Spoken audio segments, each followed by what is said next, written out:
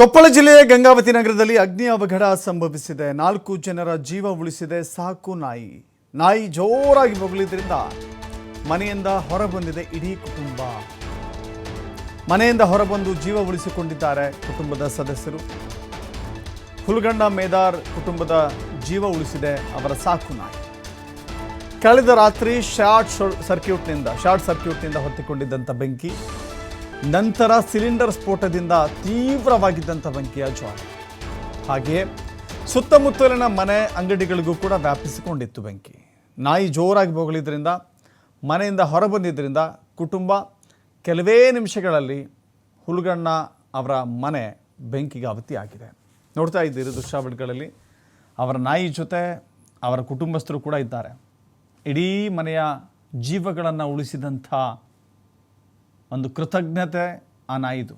ಒಂದು ರೀತಿ ಯಾವತ್ತೂ ಕೂಡ ನಾಯಿಗೆ ನಿಯತ್ತು ಅಂದರೆ ಮತ್ತೊಂದು ಹೆಸರೇ ನಾಯಿ ಅಂತ ಹೇಳ್ತಾರೆ.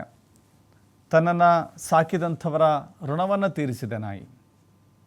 ಇಡೀ ಕುಟುಂಬವನ್ನು ಬದುಕುಳಿಸಿದೆ. ಒಂದು ವೇಳೆ ಆ ನಾಯಿ ಅಷ್ಟೊಂದು ರಾತ್ರಿ ಕೂಗದೆ ಹೋಗಿದ್ರೆ, ಬೊಗಳದೆ ಹೋಗಿದ್ರೆ, ಅವರನ್ನು ರಾತ್ರಿ ಎಚ್ಚರ ಮಾಡದೆ ಹೋಗಿದ್ರೆ ಶಾಶ್ವತವಾಗಿ ಅವರು ಇನ್ಯಾವತ್ತೂ ಎಚ್ಚರಗೊಳ್ತಾ ಇರಲಿಲ್ಲ. ಬೆಂಕಿಯಲ್ಲಿ ಬೆಂದು ಹೋಗ್ತಾ ಇದ್ರು, ಅವರು ಪ್ರಾಣವನ್ನು ಕಳೆದುಕೊಳ್ತಾ ಇದ್ರು. ಬಟ್ ನಾಯಿ ನಿಯತ್ತು, ಋಣ ಎಲ್ಲವನ್ನೂ ಕೂಡ, ಅದಕ್ಕೆ ನಿಯತ್ತಿನ ಇನ್ನೊಂದು ಹೆಸರೇ, ಪ್ರಾಮಾಣಿಕತೆಗೆ ಇನ್ನೊಂದು ಹೆಸರೇ ನಾಯಿ ಅಂತ ಹೇಳ್ತಾರಲ್ಲ ಹಾಗೆ. ಸೊ ನಾಯಿ ಮತ್ತೊಮ್ಮೆ ಆ ನಿಯತ್ತನ್ನು ಸಾಬೀತುಪಡಿಸಿದೆ. ತನ್ನ ಸಾಕಿದವರ ಜೀವವನ್ನು ಉಳಿಸುವ ಮೂಲಕ ಜಾಣತನವನ್ನು ಮೆರೆದಿದೆ.